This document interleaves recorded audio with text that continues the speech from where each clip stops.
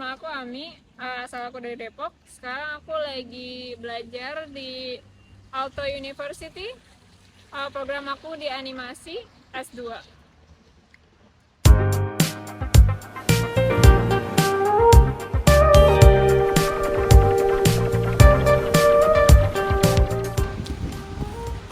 Ya, kita sekarang janjian dengan Mbak Ami di Aalto University di studionya, dan kita akan menguak lebih lanjut bagaimana fasilitas yang ada di Aalto di sini, terutama untuk animasi. Dan kita akan membahas lebih lanjut mengenai bagaimana kehidupan atau menempuh pendidikan ke Ami di Aalto. Mari.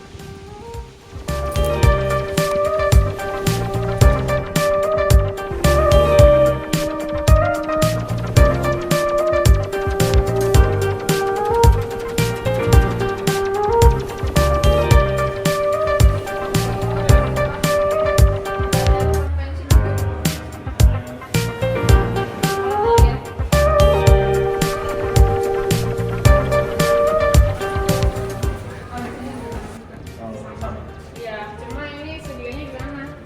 Studio buat kerjaan, gawe, sintik dan segala macamnya. Berarti kalau kerja desain di sini, Ini yang ada tugas bisa di sini. jadi semua fasilitas komputer. Ya, di sini semua.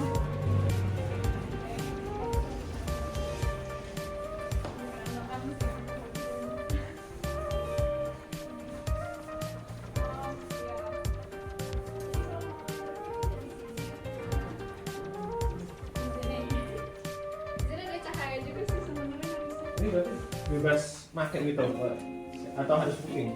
Ini tuh kita booking barang-barangnya kayak ini, tempatnya disediain sama dia, cuma barang-barangnya kita ke take out situ, ke auto take out buat minjem, terus bisa bawa pulang. Aku bawa VR kemarin, terus ini juga kamera laptop.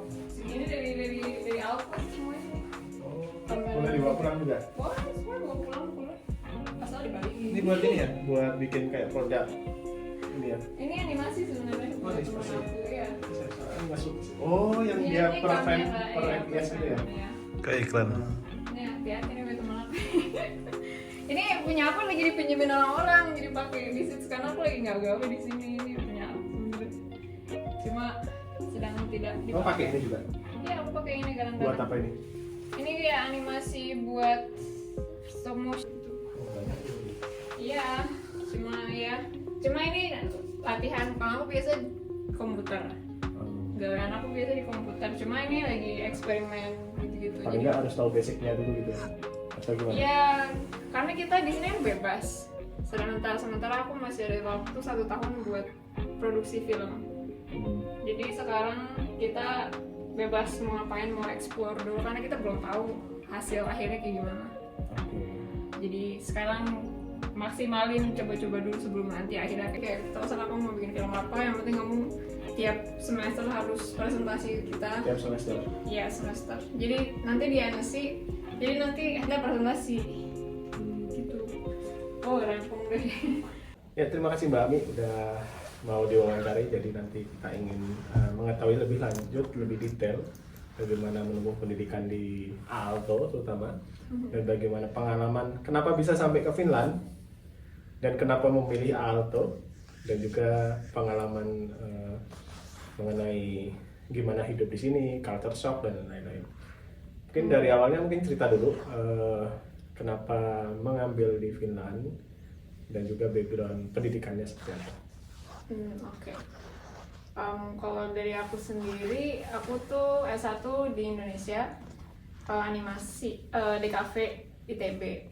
Terus aku pengen banget S2 keluar sebenarnya dari S1 tuh, pengen kepikiran kayak pengen lulus, pengen lanjut langsung gitu, nggak pengen kerja dulu. Rasanya kayak belum siap deh, atau maksudnya kayaknya aku suka belajar buat S2. Terus aku nyoba nyari-nyari universitas yang aku pengen kayak yang lumayan yang bagus animasinya tapi juga bisa explore gitu, yang nggak pakem banget kayak kamu harus belajar 2D, kamu harus belajar 3D gitu. Aku pengen lebih explore. Nah, habis itu aku lihat kalau Aalto, kan aku emang udah terkenal ya kalau Finlandia itu sistem pendidikannya katanya paling bagus gitu kan. Kayak kepo gitu kan. Terus aku nge-search kayak kalau di animasi ada nggak di Finlandia, terus ternyata ada Aalto University yang terus luckily aku pas itu pernah ikut acara Erasmus Uni Eropa, terus aku dikasih tahu kalau misalnya oh ini ada beasiswa, and then pas aku lihat ternyata ada program animasi, terus ternyata ada Aalto ternyata ada satu di Finlandia, karena Erasmus itu kan programnya beda-beda negara tiap semester. Itu salah satunya Aalto. Terus dan itu benar-benar kayak menyalurkan apa yang aku pengen belajar, yaitu kayak aku nggak pengen memutuskan dulu langsung fokus kemana, aku pengen coba explore, dan ternyata ada programnya, terus aku pilih Erasmus dan alhamdulillah sekarang di sini. Gitu. Berarti ITB-nya angkatan berapa di FSRD? Aku angkatan 2017. 2017, berarti lulus 2021. 2022-nya aku berangkat. Langsung? Iya langsung, tapi aku persiapannya dari 2020. Jadi sebelum aku lulus tuh aku udah tahu aku pengen S2, terus habis aku udah nyari dari tahun 2020. Terus lulus, alhamdulillah udah langsung bisa berangkat habis itu. Aalto ini memang jadi pilihan utama atau memang udah ada beberapa list universitas yang akan mau dituju? Anehnya aku pas itu kan ada kelas animasi, kepikiran misalnya di UK atau misalnya di mana gitu. Cuma aku entah kenapa nggak terlalu tertarik ke industrian yang kayak gitu. Aku pengen ke eksplorasi tadi kan. Jadi pas aku lihat Aalto itu yang pertama yang aku pikirin dari universitas lain, kayak pengen ke Finlandia, pengen ke Aalto, dan ternyata ada gitu programnya. Jadi ya emang entah kenapa pas saat itu aku pikirnya pengen ke Aalto gitu. Jadi sekarang di sini. Jadi Erasmus itu program beasiswa di mana 1 tahun ada satu tahun pertama di satu negara dan 1 tahun berikutnya di negara lain, seperti itu ya? Semester. Jadi semester. 6 bulan. Oke, dan sekarang yang program yang diambil 6 bulan di Helsinki? Iya, jadi aku 6 bulan 1 semester di Belgia semester pertama, 6 bulan semester yang kedua di sini, terus semester 3 aku ke Portugal, ke Lisbon. Nah semester terakhirnya aku boleh milih mau kemana. Rencana nanti? belum tahu, soalnya tergantung proyek aku, tesisnya apa, film yang aku mau buat apa. Terus juga kayaknya aku sih mikirnya, tadinya aku lucunya aku pengen banget Aalto pas dari awal, karena aku pengen ke Aalto gitu, aku pengen ikut program ini. Tapi ternyata universitas yang di Belgia juga bagus juga gitu. Maksudnya kayak emang tujuan Erasmus itu kan biar kita explore universitas apa aja yang di Europe. Dan emang so far alasan pertama aku adalah ke Aalto. Nah cuma sekarang aku juga baru semester 2, jadi aku pengen lihat dulu universitas di Portugal ada apa lagi gitu sih. Nah mungkin bisa diceritakan bagaimana mendapatkan beasiswa, terutama Erasmus ya. Karena kalau kami lihat dari PPI, kebanyakan pertanyaan dari pelajar-pelajar di Indonesia adalah bagaimana mendapatkan beasiswa terutama di Eropa atau di Finlandia. Mungkin bisa diceritakan awalnya prosesnya seperti apa, kemudian persyaratannya seperti apa, dan susah atau enggak? Iya. Sebenarnya aku pas Erasmus itu dibanding LPDP sebenarnya kayak lebih nggak ribet dari LPDP. Kayak Erasmus itu straightforward banget, kayak ya udah kamu pilih program, bahkan aku bisa pilih 3 program maksimal ya. Jadi kayak SNMPTN gitu, kayak mau pilih yang mana gitu. Nah terus di website-nya tuh udah straightforward banget apa yang mau diperluin dan segala macem, IELTS segala macemnya, minimal requirements-nya. Terus ya udah coba apply, dan emang itu lebih ke arah ribetnya adalah itu saingannya seluruh dunia kan. Kalau Indonesia kan se-Indonesia, cuma kalau di sini saingannya semua orang yang pengen belajar di Eropa, semua orang di dunia gitu. Nah jadi tapi bagus, peluangnya juga gede in a way, karena mereka itu nyari diversity sebenarnya. Erasmus itu kayak kalau di program aku sih mereka benar-benar dijatahin kan, each continent. Bahkan kalau negara kayaknya nggak bisa lebih dari 2 orang. Jadi tapi emang per jurusan? Satu Per jurusan. studi. Kalau misalnya 2 orang udah dari satu negara, ketiga orangnya nggak bisa kayaknya. Itu dari aku yang tahu, kalau maksimal 2 orang satu negara. Cuma sebenarnya jadinya kayak ya udah, sebenarnya chance-nya sebenarnya sama aja. In a way beda sih sebenarnya, cuma intinya jangan takut buat apply. Yang penting kan itu karena diversity juga, emang apa yang kamu bisa sampaikan pasti beda sama orang lain gitu. Jadi kayak lebih ke arah apa yang kamu harus, aku harus bisa convince si orang-orang board, academic board ini buat melihat aku pengen di sini gitu, apa yang aku bisa bawain di program ini, dan kenapa aku dari orang Indonesia, kenapa penting pendapat orang Indonesia, dan kayak gitu. Kayak sebenarnya sih kayak berusaha untuk masuk di kayak masuk beasiswa biasanya sebanyak seperti normalnya. Berarti lebih ke administrasi yang pertama, kemudian ada interview. Iya, ada interview, tapi beberapa ada yang enggak, cuma program aku ada interviewnya. Tergantung dari program studinya yang. Iya, tergantung dari programnya. Okay. Yang menentukan diterima atau enggaknya dari program studinya atau dari Erasmusnya? Jadi gini, kalau misalnya Erasmus itu sekolahnya, ya ini yang berbedaan dari Erasmus sama LPDP adalah kalau kita daftar program Erasmus, kita udah keterima, udah sekalian daftar beasiswa juga. Kalau LPDP kan daftar beasiswa aja. Dan terus habis itu kita harus daftar lagi sekolahnya. Nah, kalau ini semuanya, jadi kita daftar 1 kali, itu sama dengan kita daftar beasiswa sama daftar sekolahnya, dan keputusannya nanti sekalian di sana. Okay. Nah, tapi nanti keputusannya bisa ada pilihan gitu, kayak ada yang keterima tapi waiting list, ada yang keterima beasiswanya dan programnya, ada yang keterima tapi nggak dapat beasiswa. Okay. Jadi ada 3 pilihan ini. Ada yang satu lagi ketolak.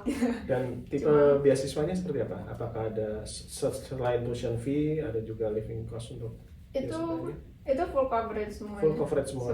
Ya, dari per bulan ada, dari nggak usah bayar sekolah, of course. Terus juga ada biaya pulang pergi.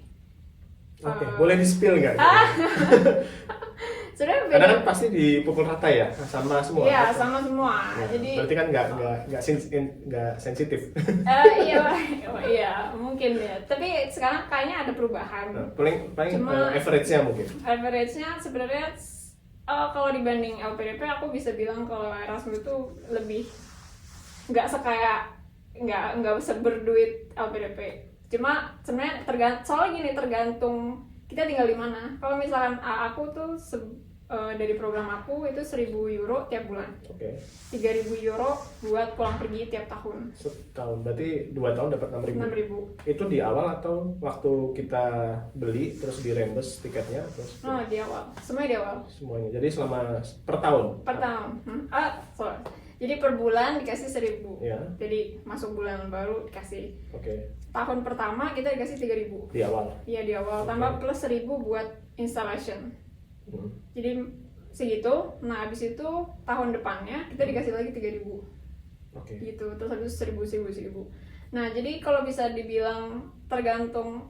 Jadi kalau misalkan 1.000 euro aku tinggal di Lisbon misalkan, itu cukup. Oke. Tapi 1.000 tinggal di Finland itu kayak harus mikir, harus berhemat lah gitu. Pokoknya emang tapi sebenarnya cukup aja kalau kita nggak bisa hedon. Yang pasti kita nggak bisa kayak tiap hari pergi kemana gitu, beli up ya gitulah. Ya berarti 3.000 itu udah termasuk untuk biaya akomodasi sama movingnya, kan tiap 6 bulan harus pindah tuh. Ya. Udah termasuk di dalamnya itu?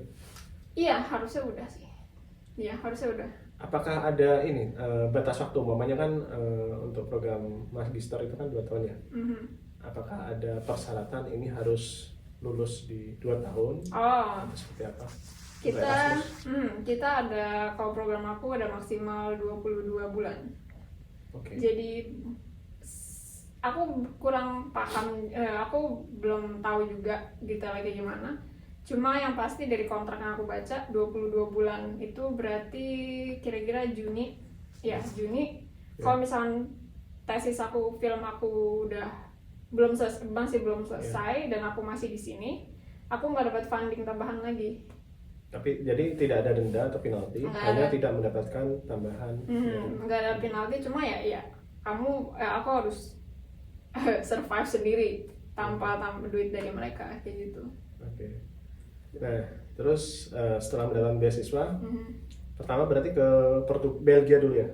Belgia. Kemudian ke Finland. Nah, proses ini terutama waktu pindah ke Finland ya. Bagaimana proses untuk mencari housing terutama? Seperti apa? Mungkin bisa cerita. Karena itu kan yang paling penting ya, kita harus punya permanent address di sini. Iya. Sebenarnya karena aku Erasmus, jadi kita semua tuh ada yang ngurusin. Enaknya program Erasmus, emang ada academic board yang ini ngasih tahu, ini apa yang perlu disiapin. Dari alumni juga kayak ini, kamu harus ngerjain ini dan harus siapin ini. Jadi dari awal kita udah tahu kalau kita harus apply for HOAS. Jadi kayak kalau di sini enaknya, Finland tuh enak banget dimana kalau misalnya student, enak banget kalau aku bisa bilang kayak dia tuh banyak banget fasilitas yang disediain khusus buat student kayak HOAS ini. Kayak aku cuma daftar, apply for housing, terus mereka ngasih house-nya kan, terus aku tinggal bayar, tinggal tanda tangan. Jadi yang disiapin tuh tanpa deposit. Ada deposit. Ada deposit. Tapi nggak enaknya adalah aku nggak bisa milih rumah di mana yang aku mau tinggal. Cuma dia kasih kayak, hey ini kamu keterima di rumah ini gitu. Yes or no gitu. Kalau aku tolak nanti lama lagi prosesnya. Waiting listnya berapa lama waktu itu? Kayaknya tuh dia tuh kayaknya sebulan atau kurang lebih, maksimal kayaknya sebulan deh. Itu nanti langsung ada. Itu yang share atau studio? Aku kayak kosan biasa sih, kayak satu ruangan 4 orang. Share kayak kitchen sama bedroom. Share ya kayak kosan lah. Cuma ya enaknya kalau di Finland sebenarnya, kalau di Belgia aku cari sendiri semua, harus nyari landlord, harus nyari ini itu kayak lokasinya di mana. Cuma kalau di Finland enaknya ya udah tinggal daftar, dapat rumah gitu sih. Nah, waktu pindah ke Finland, di sini kan ada student benefit ya. Apa aja student benefit yang didapatkan di sini? Makanan yang pasti, aku tiap hari cuma buffet.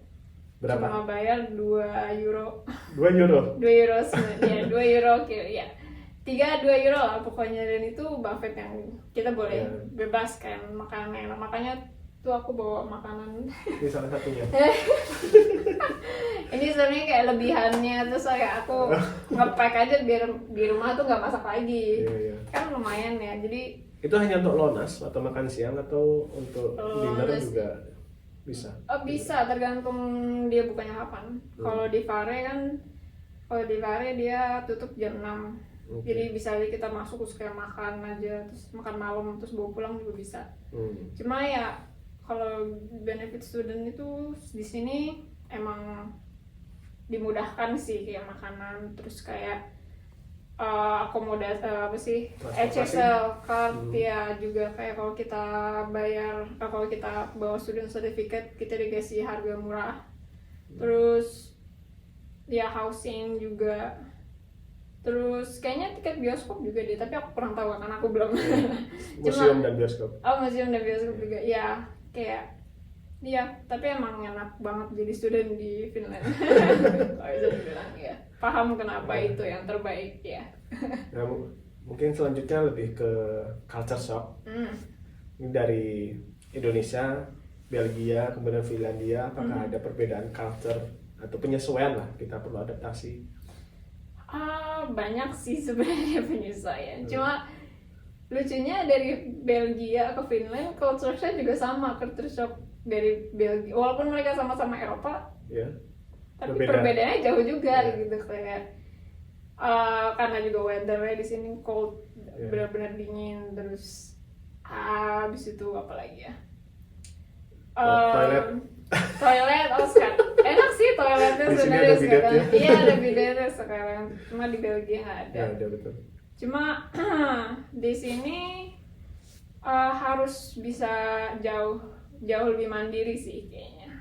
Kayak semuanya harus serba bisa sendiri. Emang kayak kita, satu hal yang paling culture shock yang benar-benar aku rasain adalah di sini kita harus suka baca. Apapun kita harus coba cari sendiri dan baca dulu baru nanya.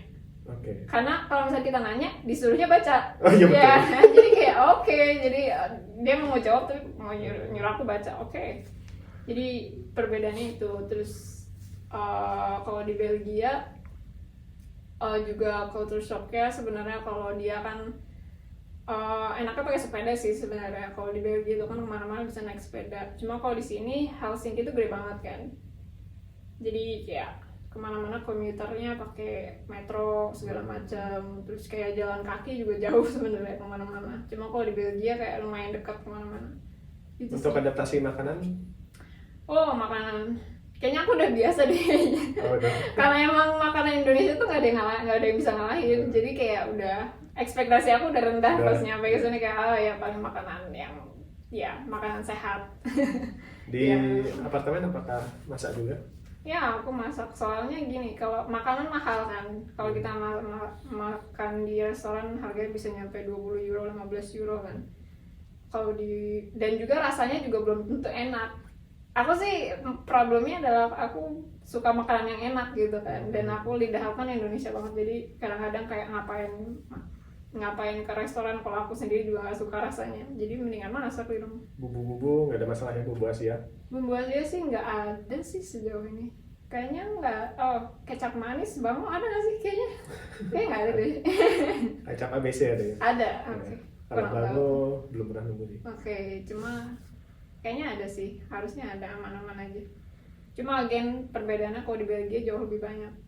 Kalau di sini nggak terlalu, karena jauh kayaknya ya. Kalau di Belgia kan dia ada Amsterdam, dekat banget sama Belanda, which is kayak ladangnya apa sih bumbu Indonesia di sana gitu, jadi gampang. Kalau di sini kayak mau kemana cuma di sini doang gitu sih. Terus untuk kehidupan di Finland terutama seperti apa? Apakah ada perbedaan seperti bahasa dari sisi bahasa, kemudian dari sisi perilaku dari sininya, kita sebagai orang asing yang tinggal di Finland, perlakuannya seperti apa?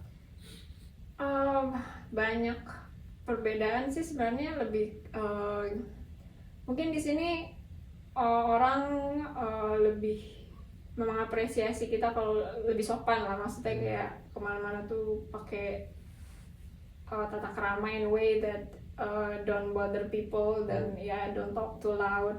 Kayak kalau misalnya di metro kita nggak bisa teriak, nggak bisa makan juga kan. Terus kemana-mana kayak sebenarnya lebih kayak, kan kita representasi dari Indonesia ya bahasanya, jadi kayak aku jadi sadar aja kayak di sini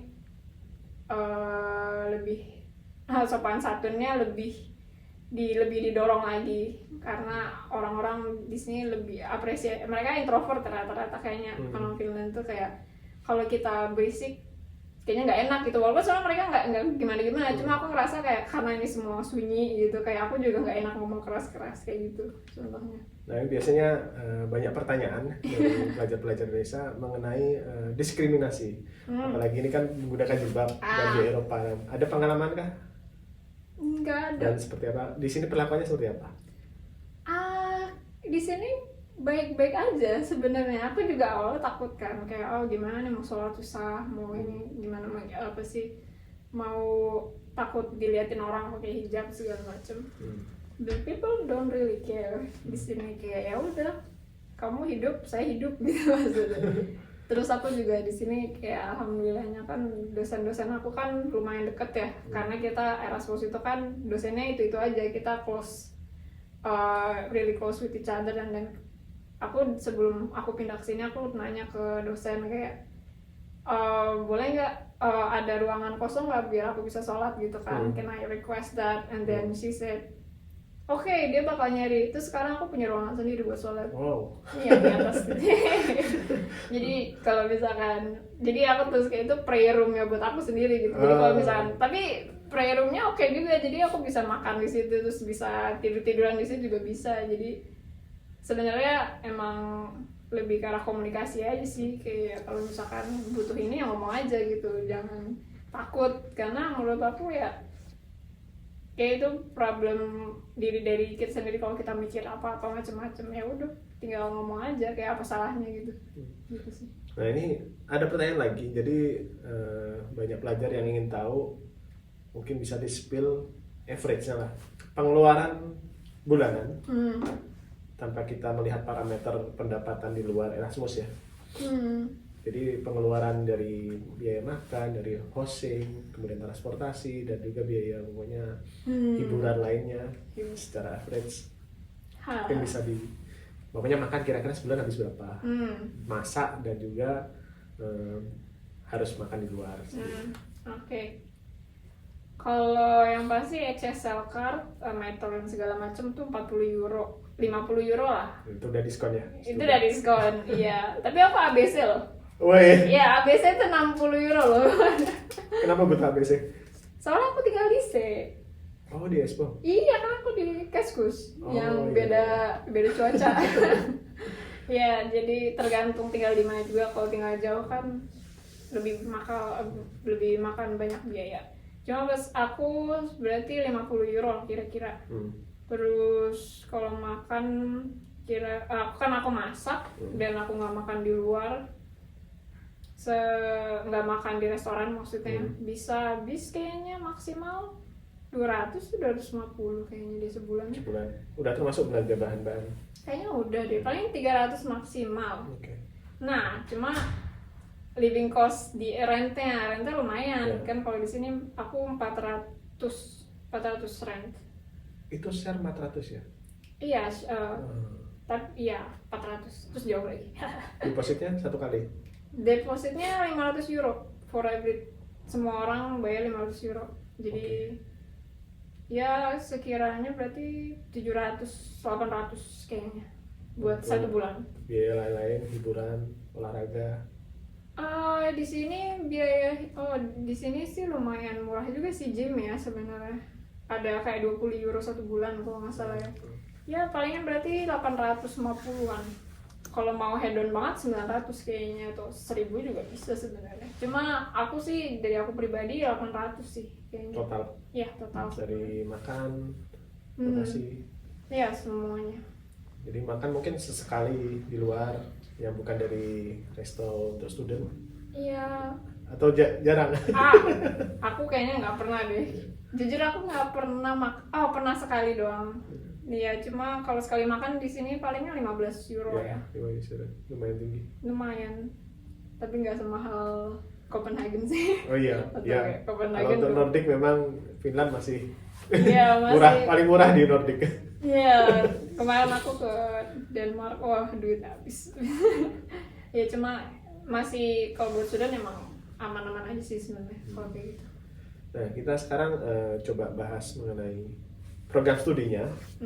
Di sini belajar apa aja sih sebenarnya? Belajar banyak sih sebenarnya. Dan fasilitasnya itu mungkin bisa diceritakan. Karena aku kan program animasi master. Terus juga aku sebenarnya tesis aku tuh bikin film. Jadi kalau misalnya orang lain bikin tulisan, kalau aku bikin film sama atau bikin instalasi project base gitu, sama satu laporan kayak model tesis, cuma nggak seribet tesis. Terus buat pengajarannya tiap hari di sini tuh ya belajar, kayak dosen datang, terus misalkan pas itu aku ada workshop buat VR. Jadi selama seingat aku sih kalau misalkan di sini tuh dibagi per term gitu kan, dari satu semester itu dibagi jadi 3 base term. Jadi misalkan base pertama aku tuh selama 1,5 bulan aku belajar VR. Habis itu next aku belajar analisis animation. Habis itu 1 bulan term selanjutnya aku belajar financing animation sama producing animation. Jadi kayak beda-beda per term ini gitu. Terus ya ini kayak buat eksperimen juga segala macamnya, kayak intinya mereka ngebebasin banget sih, kayak kita mau ngapain tapi mereka ngefasilitasin segala macam yang kita butuhin. Berarti grafik processing lain-lain semua udah disiapin di sini. Iya. Tidak perlu investasi GPU dan lain-lain. Iya, semuanya di sini. Jadi kayak tinggal, sebenarnya jadinya nggak ada alasan buat nggak ngerjain apapun. Jadi emang mereka bakal nuntut kita kayak apa, mau ngerjain apa nih gitu. Habis itu disuruh presentasi gitu sih. Tiap hari pasti ada kelas atau lebih banyaknya di lab seperti ini? Jujur karena aku kan Erasmus, jadi semua itu di pack dalam satu semester. Jadi kita lagi banyak kelas. Tapi sela-selanya ada kayak misalkan dari satu hari dalam seminggu tuh bebas misalkan, terus kita ngerjain tugas bebas ngapain gitu. Terus ya tapi emang beda-beda program, karena teman aku juga bilang kayaknya mereka nggak terlalu sepak ini dan masih ada waktu kosong. Cuma kalau di sini karena aku Erasmus, jadi bener-bener kita dipacu buat, karena kita di sini selama 6 bulan doang gitu aja sih, kayak simple. Kalau misalnya kita 2 tahun di sini kayaknya nggak bakal nggak sepadat sibuk ini ya kayak gitu. Oke. Nah kalau dari satu angkatannya berapa orang untuk program di sini? Aku cuma 17 orang. 17 orang. 17, yes. Dan yang Erasmus berapa? Oh itu maksudnya 17 orang itu Erasmus semua? Oh Erasmus semua. Jadi digabung di angkatan di sini? Iya. Oh kalau kita atau sendiri kelasnya? Oh kalau dari tahun lalu ada yang gabung sama local student. Cuma sekarang kita 17 ini lebih program sendiri. Jadi kita kemana-mana selalu 17 orang ini. Oke. Cuma kalau studio kayak penggunaan segala macamnya kita bareng sama local student, jadi kita bisa ketemu sama yang lain-lain juga bisa. Dan pengantarnya selalu bahasa Inggris? Selalu bahasa Inggris, yes. Nah berarti nanti setelah lulus di sini, nanti lebih ke arah kemana untuk kerja ini? Fokus kerjanya? Kalau aku bidang kerjanya sih sebenarnya kalau dari pribadi aku sendiri, aku aimnya jadi direktor kan. Okay. Karena pengen bikin animasi bukan jadi pekerja yang ngerjain animasinya gitu. Maksudnya kayak it's not animator but it's more like director. Jadi kayak karena di industri kan tempat placesnya banyak gitu kan. Mau jadi apa di animasi, buat film animasi kan banyak orang yang isinya ya. Cuma kalau dari program ini sih emang kita dipacu buat jadi direktor. Which is makanya kita lebih ke gimana cara kita bikin film, bukan kayak gimana cara kita bikin animasi yang halus kayak gitu. That's the difference. Makanya lebih ke how to manage a film that I want to make kayak gitu sih. Gitu. Jadi semoga kedepannya tercapai. Dan apakah nanti setelah lulus akan kembali ke Indonesia atau seperti apa? Aku pengennya stay di Europe dulu buat pengalaman of course. Tapi untuk balik Indonesia itu kayaknya itu kayak impian orang-orang sih kayaknya. Kalau misalnya kita udah kerja banyak nyari pengalaman, habis itu nanti kalau udah berpengalaman lebih kita balik ke Indonesia. Kayak rata-rata kayak gitu nggak sih? Cuma salah-satunya kayak gitu, kayak idealnya kayak gitu ya. Gitu sih. Karena fasilitas juga banyak menunjang di sini. Iya, fasilitas banyak menunjang di sini. Cuma kan emang kayak tetap ada rasa kayak pengen ngebangun Indonesia of course. Jadi kayak pengennya sih kayak pengen dapat dulu apa yang bisa dapat di sini, and then someday we'll kind of bangun Indonesia juga of course gitu. Berarti nanti master tesisnya itu lebih kayak sebuah animasi full film seperti itu? Iya. Atau seperti apa? Tesisnya itu proyek film yang sebenarnya short film. Jadi selama 1-2 tahun ini disuruh bikin kayak either instalasi, kalau aku sendiri jadinya short film kayak 6-10 menit animasi gitu. Cuma aku tahu kalau misalkan short film itu mungkin nggak terlalu nggak terlalu disorot di Indonesia in a way, karena aku sendiri dari background di cafe aja kayak short film itu kita taunya cuma film-film kayak di bioskop kayak gitu buat animasi kan. Cuma sebenarnya kalau di Eropa sama di internasional, short film itu is a kind of like film yang uh, uh, it's as a starter for directors. Karena ada banyak festivalnya ya. Iya, Jadi festivalnya cukup banyak besar banget ya. di sini. Kalau di Indonesia kayaknya dia lebih kayak film live action, kayak film fotografi kayak gitu. Oke. Film recording yang real life people dibanding animasi. Cuma kalau di internasional banyak banget sih buat animated short film. Nah, saya juga penasaran nih, apakah program art seperti animasi seperti ini ada program, mamanya kita mau mengambil S3, ada programnya nggak sih?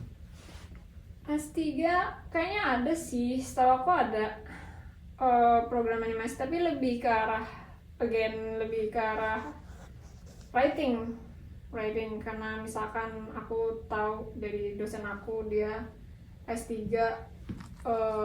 in talking about dia ngebahas ngebedah suatu film dengan kayak sampai detail dan ngebahas soal poetic animation. So it's more of like apa yang mau kita bedah secara rinci dalam apa sih tesisnya, dissertationnya nanti di S3. Cuma kalau alto aku kurang tahu ada gimana programnya, tapi kayaknya harusnya ada. Nah ini kan udah punya pengalamannya di Belgia dan di Finland. Mungkin seperti apa perbedaan mamanya lebih ke laboratoriumnya, tanpa kita membanding-bandingkan atau merendahkan dari mamanya fasilitas di Indonesia seperti itu, mungkin sebagai inputan mungkin. Ini di antara dua negara ini apa sama Indonesia? Sama Indonesia. Oke. Kalau Indonesia, karena aku dari ITB sendiri, pas itu aku inget banget, aku minta dosen aku buat ada nggak Adobe license, karena kita perlu kan tuh kalau Adobe. Cuma waktu zaman aku yakin kayak sekarang udah di upgrade ya, udah ada. Cuma zaman aku tuh belum ada. Zaman aku belum ada licensing buat student for using Adobe. Jadi kita bacakan lah maksudnya. Sedangkan di sini semuanya kayak kita satu email itu tuh buat semua. Kita bisa pakai Adobe segala macamnya udah terdaftar. Terus kayak aku tinggal buka laptop, tinggal masukin email, selesai. Itu plusnya. Terus juga buat fasilitas kayak VR, technological gitu, of course di sini emang udah sangat advance. Kayak sekarang aku aja tuh kemarin ada kelas 17 orang pinjam VR. Jadi di sini emang disediain sampai 17 orang bisa pakai VR gitu kan. Kayak dulu aku kemarin pas di Indonesia masih, kayaknya aku nggak pernah ngeliat VR. Kayaknya ada sih, cuma aku nggak pernah make dan emang masih dibatasin lah pokoknya, which is understandable again. Jadi kalau masalah fasilitas di sini emang udah berlimpah. Di Belgia seperti apa pengalaman? Kalau di Belgia kan dia lebih ke naratif ya. Dia filmnya kayak model kayak stop motion set kayak gini, sama dia ada VR juga. Cuma kalau auto kan emang dia benar-benar technological. Cuma kalau misalkan di Belgia tuh dia lebih ke naratif, terus juga kayak ada experimental film, eksperimental kayak 3D print juga ada di situ. Dan sebenarnya sih lumayan mirip fasilitasnya. Cuma kalau di Aalto karena dia tuh karena emang terkenal sebagai sekolah yang sangat teknologikal kayaknya ya. Jadi yang kalau misalkan kita ngomong soal sensor, lighting, terus foto robot, bahkan 3D printing yang benar-benar canggih di sini tempatnya gitu. Cuma emang beda prioritas saya di sekolah-sekolah karena emang programnya gitu. Kita mondar-mandir sekolah yang beda-beda visinya dan apa yang mereka bisa bawain gitu. Cuma kalau auto emang teknologi. Oke. Mungkin ada pesan buat para pelajar Indonesia yang ingin mengambil program studi di Finland ataupun di Eropa untuk mencari beasiswa ataupun nanti dengan biaya sendiri. Mungkin just aku pesannya adalah planning. Kalau misalkan teman-teman semua pengen kalau pengen belajar di Eropa, pengen belajar di Finland, yang pasti cari tahu dulu what is it that they want and try to kind of